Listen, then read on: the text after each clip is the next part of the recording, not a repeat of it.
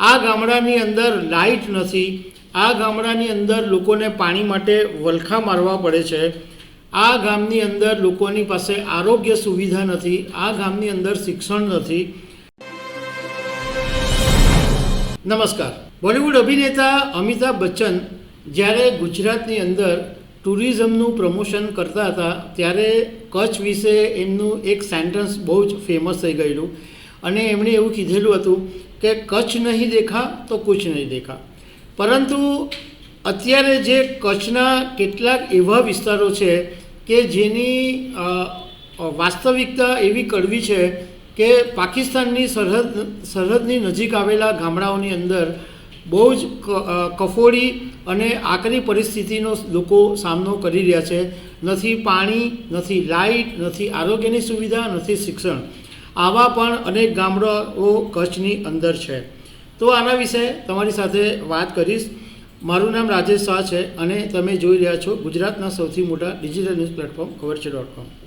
અમિતાભ બચ્ચન એવું કીધેલું કે કચ્છ નહીં દેખા તો કુછ નહીં દેખા અને પ્રધાનમંત્રી નરેન્દ્ર મોદી પણ ઘણી વખત કચ્છના વખાણ કરતા હોય છે. નો ડાઉટ કચ્છનો જબરજસ્ત વિકાસ થયો છે, એમાં કોઈ મિસમેચ નથી, કારણ કે ભૂકંપ આવ્યો એ પછી કચ્છની આખી કાયાપલટ થઈ ગઈ છે. કચ્છના જે પ્રસિદ્ધ વિસ્તારો છે ધોળાવીરા, રણોત્સવ અને સ્મૃતિવનને કારણે આજે દુનિયાભરમાં કચ્છ ફેમસ થઈ ગયું છે અને દુનિયાભરના ટુરિસ્ટો આજે કચ્છની અંદર આવે છે. એશિયાનો સૌથી મોટો સોલાર પ્લાન્ટ કચ્છના આ દુર્ગમ ખાવડી વિસ્તારમાં આવેલો છે.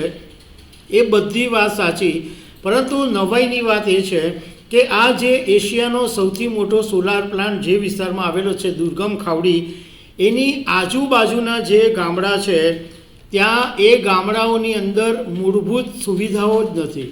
આ ગામડાની અંદર લાઇટ નથી, આ ગામડાની અંદર લોકોને પાણી માટે વલખા મારવા પડે છે, આ ગામની અંદર લોકોની પાસે આરોગ્ય સુવિધા નથી, આ ગામની અંદર શિક્ષણ નથી.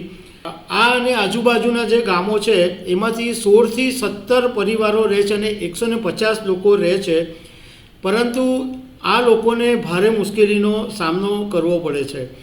ગામના લોકો વીજળી માટે સોલર પેનલનો ઉપયોગ કરે છે, પરંતુ 45 ડિગ્રી તાપમાનમાં અત્યારે કચ્છની અંદર 45 ડિગ્રી તાપમાન છે અને એ તાપમાનની અંદર લોકોને પાણી માટે વલખા મારવા પડે છે.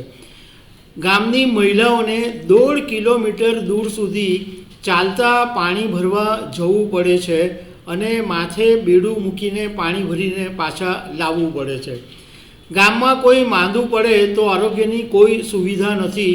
108ને બોલાવવી પડે ત્યારે એમને આ આરોગ્યની સેવા મળે છે.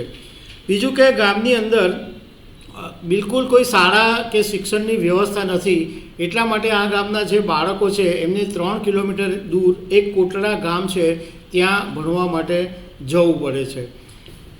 જો કે કદાચ એવું માનીએ કે અમિતાભ બચ્ચને જે કીધેલું કે કચ્છ નહીં દેખા તો કુછ નહીં દેખા, તો એમણે શિયાળાના સમયની કદાચ વાત કરી હશે, કારણ કે શિયાળાનો સમય કચ્છની અંદર બહુ જ અદ્ભુત હોય છે.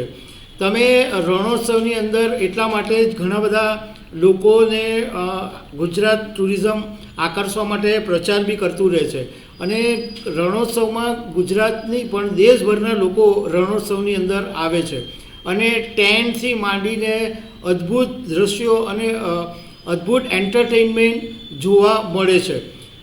વ્હાઇટ રણ બી કચ્છનું સૌથી મોટું આકર્ષણ છે, પરંતુ આ વાત પણ સ્વીકારવી પડે એમ છે કે પાકિસ્તાનના સરહદે આવેલા જે ગામડાઓ છે એમની હાલત અત્યંત કફોડી છે અને અત્યંત મુશ્કેલીમાં આ લોકો સમય પસાર કરી રહ્યા છે. તો દર્શક મિત્રો, આવી અનેક વાતો સાથે અમે તમને મળતા રહીશું. Thank you very much.